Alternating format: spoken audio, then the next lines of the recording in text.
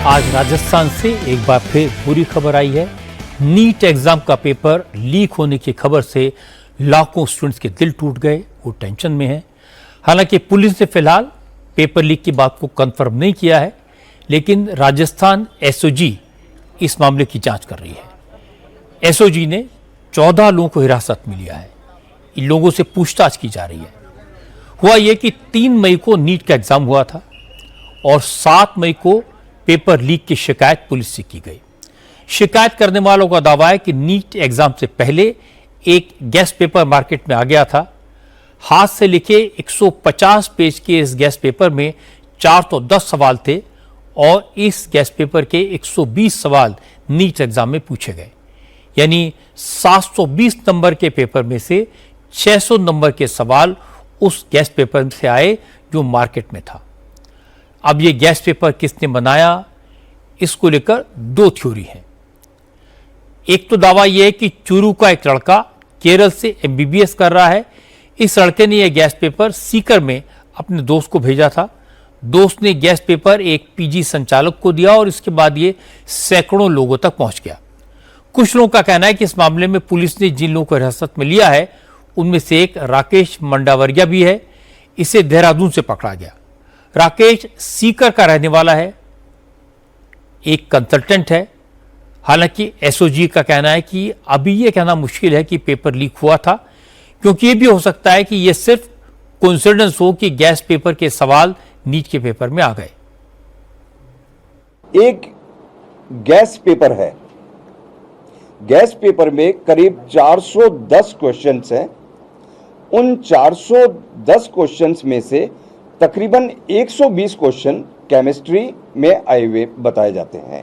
वो guest paper in लोगों के बीच में, इन बच्चों के बीच में आज से नहीं, वो काफी एग्जाम के करीब 15 दिन पहले, महीना भर पहले तक उनके पास में ये आ रखा था। जैसे किसी ई मित्रा पे किसी ने फोटोकॉपी कराई तो ई मित्रा वाले ने आगे उसको फोटोकॉपी को आगे देना शुरू किया।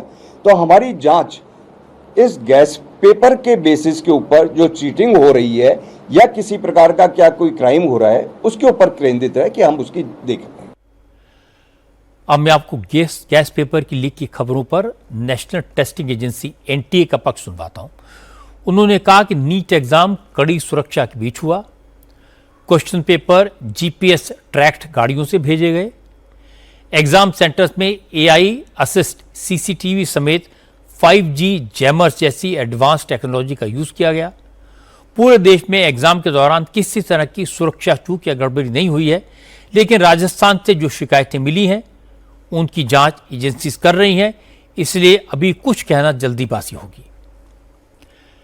लेकिन पेपर लीक की खबर से स्टूडेंट्स टेंशन में है। छात्रों ने कहा उन्होंने साल भर मेहनत करके एग्जाम दिया। अगर इस तरह बार बार पेपर लीक होंगे तो ईमानदारी से पढ़ाई करने वाले बच्चों पर क्या असर पड़ेगा। 2024 में हमने पेपर दिया था, मेरे अच्छे मार्क्स आए थे, 627 नंबर आए थे मेरे, फिर भी नहीं कॉलेज मिला था। उसके बाद मैंने 2025 में दिया, इसलिए मैंने कॉलेज ले लिया। इस बार मेरे 640 बन रहे हैं मार्क्स, लेकिन उसके बाद भी कोई गारंटी नहीं है कि मुझे कॉलेज मिलेगा, क्योंकि हर बार पेपर लीक हो जा रहा है। अब अगर 640 मेरे मार्क्स आ रहे हैं तो इतने नंबर पे तो इजीली कॉलेज मिलना चाहिए, बहुत अच्छा कॉलेज मिलना चाहिए, लेकिन फिर भी ये लीक होने के चक्कर में, माफिया लोगों के चक्कर में हर बार कट ऑफ इतना हाई हो जाता है। अभी तो सारे स्टूडेंट पैनिक मोड में हैं, जिसको पता चल रहा है कि सारे मतलब कि इससे तो बहुत बड़ा इन्फ्लेशन पड़ेगा रैंक में, कि एक सीट के लिए मारामारी होती है। एक नंबर से बहुत ज्यादा फर्क पड़ जाता है, और जब जिसको एक 600 नंबर का पेपर मिल रहा है तो इससे तो बहुत रैंक इन्फ्लेशन आएगा। हमने पूरी साल मेहनत करी है, रात दिन पढ़ाई करी है, और बाद में ये पता चलता है कि हमारा नीट का एग्जाम कैंसिल क्लियर वो हो गया है, लीक हो गया है, और बाद में फिर ऐसा कब तक चलेगा। इस बारे में पिछली बार भी ऐसा ही हुआ था। हर थोड़े दिन में कहीं ना कहीं पेपर लीक की खबर आती है।